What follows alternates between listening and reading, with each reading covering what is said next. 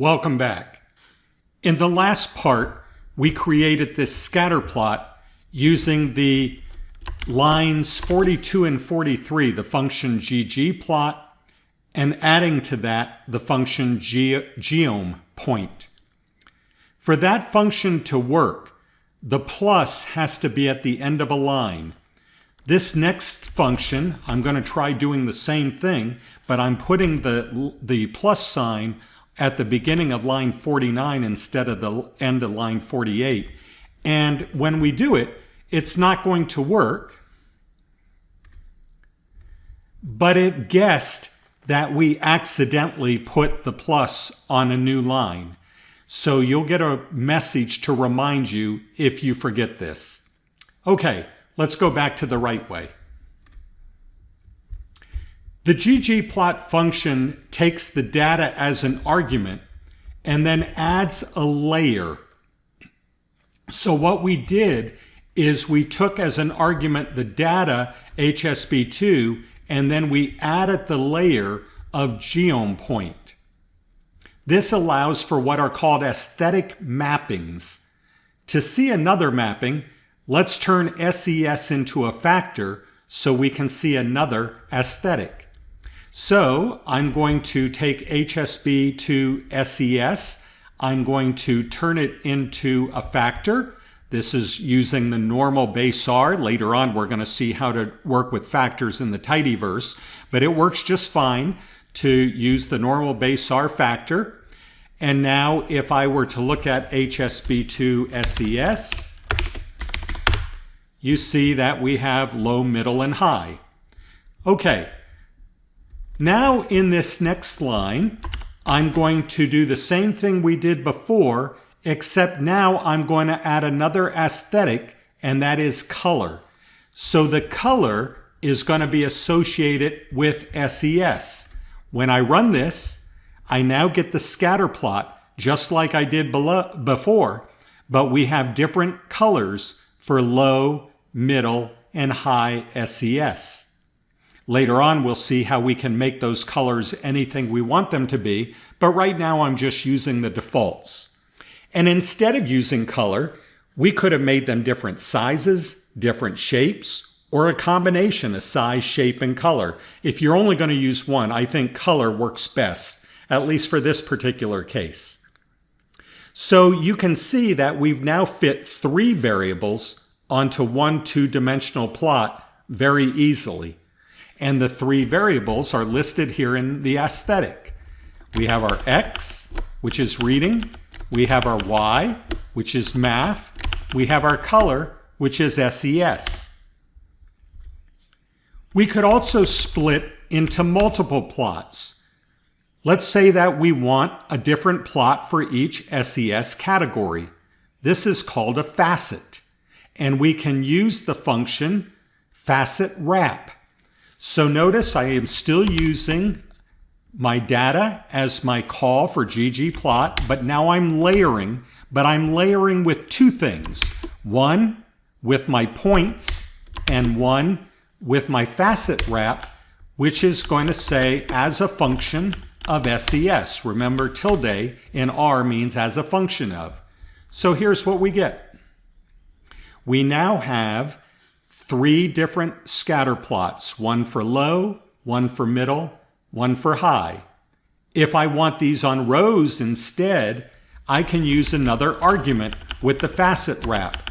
I can use that I want the number of rows to equal 3. So that's what I'll do now.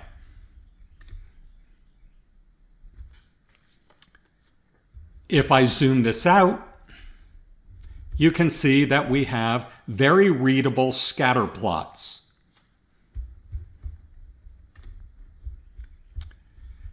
Maybe I'd like these smaller so that they fit on just 2 rows. Let's see what happens. Here they are, fit on 2 rows. In some sense, that's even nicer because they're not so wide when we look at them.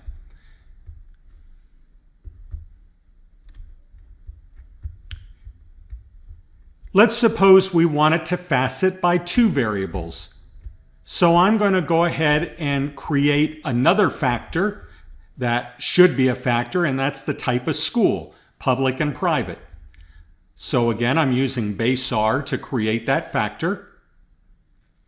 And now I'm going to put in SES function school type for my facet, but this time instead of facet wrap, I'm using the facet grid. So I have my ggplot with my data, I have my geom point layer, and I have my next layer, which is facet grid. So 2 layers on top of the data. And here we go. So we now have created a grid of facets with SES on rows and public private on columns. Let's take a look. Not bad, hey? If we want to dispense with one of those dimensions, we can. So look what I've done here. I still have the same data, the same geom point layer.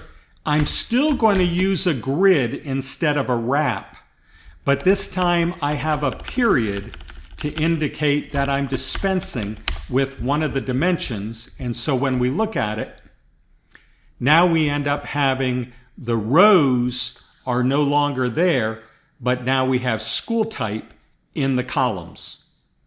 So that's just another way of doing it. Facet wrap will wrap around when it gets to the end, but the grid will put it into a grid however you specify. It's just a matter of preference and what looks better. Let's go back to our original relationship of reading and math scores for everyone in one plot. So here it is again, our scatter plot, everyone in one plot. The geom point in the function is called a geom, and there are different geoms available. Here, instead of a geom point, I'm going to use geom smooth. So instead of showing us points, we're getting a nonlinear regression line. We're trying to get a model. The feedback I'm getting here tells us there's different ways to fit the model, and it's using what's called the lowest method to fit the model, y as a function of x.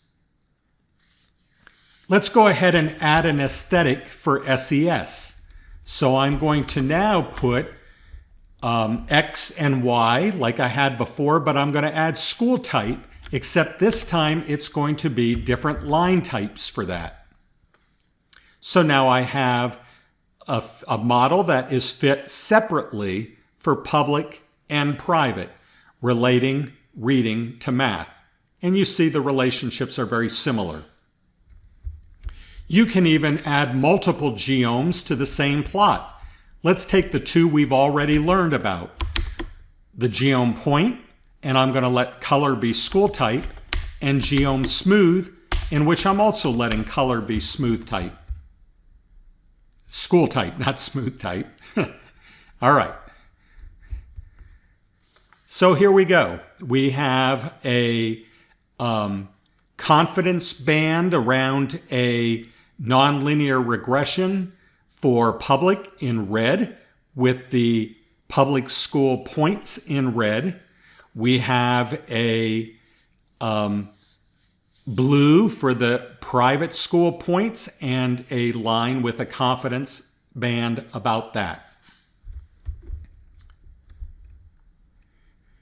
We can set aesthetic mappings for an entire gplot by putting them in the gplot function instead of the geom.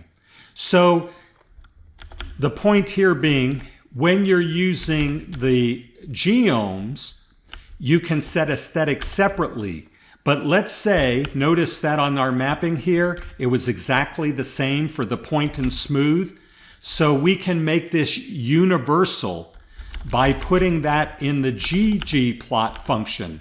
So instead of having the aesthetics listed separately, it's going to use reading always on X, Y is always going to be math, and color is always going to be school type. And then that's what's going to be assumed when we do geo point and geo smooth. So I'm going to get rid of this plot, and I'm going to show you that we get the same plot doing it this other way. Now, if we did put an aesthetic in a geom, then it overrides the global aesthetic that we set. So here I'm going to, let me again get rid of this plot. Here I'm going to eliminate the color and just put in X for reading, Y for math. But now on the next one, I'm going to do the exact same thing, but add the color just to the point. So you see the line that we have here is still for all the data points taken together because I did not add an aesthetic color to geom smooth. So the line that is trying to smooth its way through those points, it does not have separation by public-private, but the points do, because in the points I added the color as a argument for the geom point. Let's apply a geom to only a factor and see what happens. So here I'm going to use a geom that I'm calling bar. I bet you can guess what's going to happen. And I'm going to have SES, which remember we made SES a factor earlier on. And we get a bar graph. Did that take you by surprise, at least just a little? The idea of ggplot is we're not learning a bunch of different functions. We're only learning one, ggplot. But rather we're thinking of graphs as a language. So we just have to learn the words in our language. Here we had to know there was a geom named geombar. If you download that cheat sheet, you'll see all the geoms listed. And so you'll know what's available to you. The rest of our language stayed consistent. So that's the cool thing. The fact that I switched from a quantitative variable to a categorical variable did not change anything about the format with which we do this. We still used aesthetics that we mapped on. We still used ggplot. We still used a geom. We just picked out a different geom, and everything else stayed the same. If I'm using geom bar and I want to put in another dimension besides school type, I could put in fill for SES, and it will now give us the, as you'll see, a color fill for SES. There we go.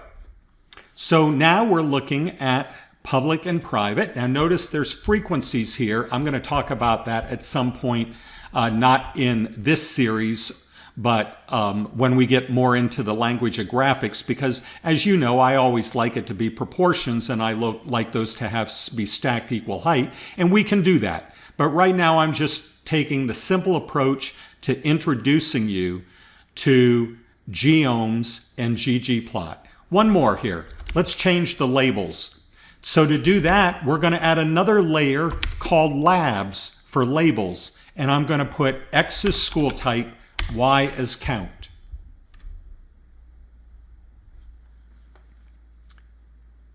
Okay, you see the labels have been put into this. I hope you're beginning to see that it's going to be quite easy to not have to learn a bunch of different functions and how to tweak them in order to get what you want. We're simply going to learn a new language. And that's going to be our next video series, but we're going to take that on next week. I'm going to end our videos for this week, right now, and I am going to ask you to play around with this a little bit, and then we're also going to continue to work on understanding how to write functions in a manner that will be useful for us both now and for future you. That's it. I'll look forward to seeing you in our discussion group. So long.